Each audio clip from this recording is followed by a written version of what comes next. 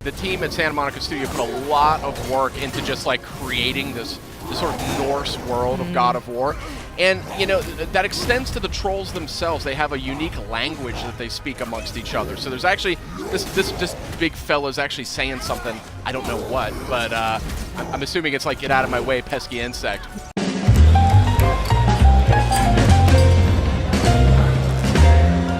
Hey guys, you got Sid here as well as Justin and Kristen. We're taking an exclusive look at God of War. This is footage you will not see anywhere else. And this is a troll you won't see in any of the other footage out there either. That is a nasty looking fellow. These trolls, goodness. Yeah, look at this thing. These trolls are actually unique. They're named characters in the game's lore. Tell us a little bit. Each one is different. Each one has a completely different backstory. You know, as with Norse mythology, everything here sort of has a little bit of a story, a little bit of a narrative to it. So each of these guys, they're going to look a little different. They're going to fight a little different. The way you want to go up against them, you might want to think about it differently. Yeah, this guy looks a lot meaner. He's a lot more aggressive than the other enemies that we've seen. Now, an interesting fact, too, I mean, the team at Santa Monica Studio put a lot of work into just, like, creating this sort of Norse world of God of War. And, you know, that extends to the trolls themselves. They have a unique language that they speak amongst each other. So there's actually, this big fella's actually saying something, I don't know what, but I'm assuming it's like, get out of my way, pesky insect. But they got a bit of a chip on their shoulder because I think part of the backstory is that they've been betrayed by the gods, you know, and they have all these different cities and villages. And I'd be mad, too. They, you know, they're down to fight. Boy, this game just looks so good. Oh, some cool. Friendly pup. No, never mind. You know, you're seeing just a different side of God of War with this game. That camera. The glowing eyes are an interesting touch there. Yeah. This camera, I think, is worthy of discussion because, I mean, this is it's seamless. It's like a one-cut game. They don't, like, cut to cinematics or cut to another character. Exactly. Yeah, and even the camera angle, it's a lot closer to Kratos, a more intimate camera there. Yeah, a lot more intimate, and really makes you feel like you're there, you know? Yeah, especially during combat, you sort of feel the impact of every hit. It sort of shakes just a little bit. Makes it feel like you really are Kratos. We can. And sort of a robust loot system here, too, something we really haven't seen necessarily in God of War to date. So it's just a different take and a really fresh and exciting take on a classic PlayStation IP. We're seeing some light puzzle elements, it looks like here.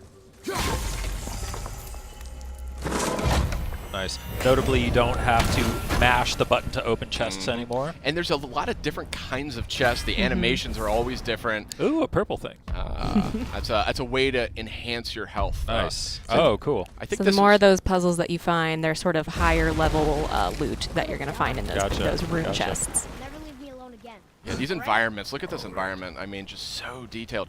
So this tickled me too.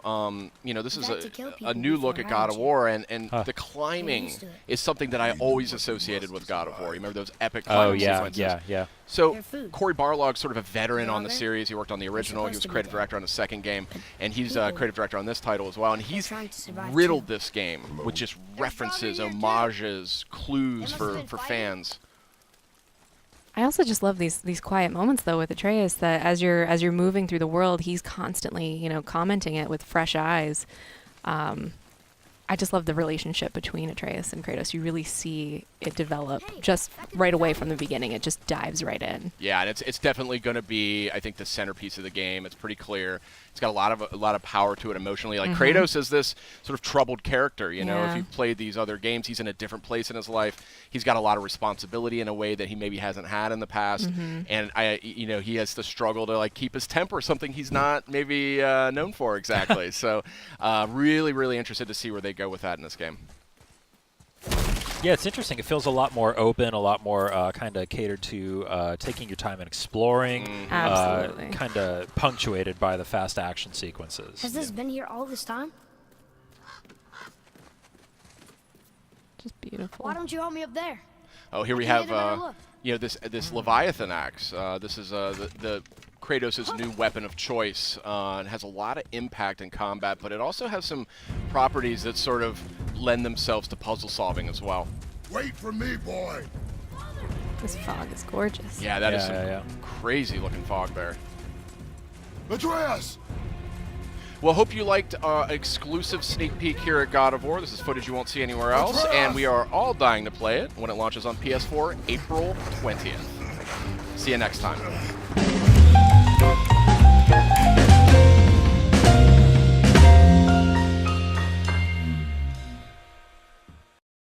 PlayStation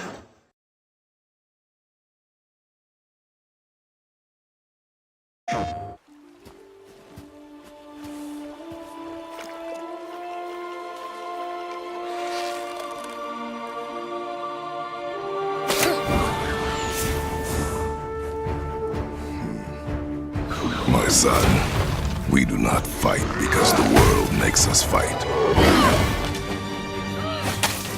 We fight for a greater purpose. We forge into the unknown to fulfill the promise we made.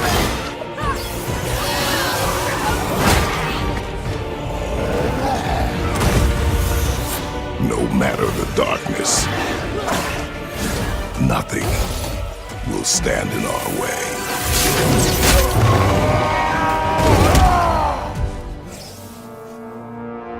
Again. PlayStation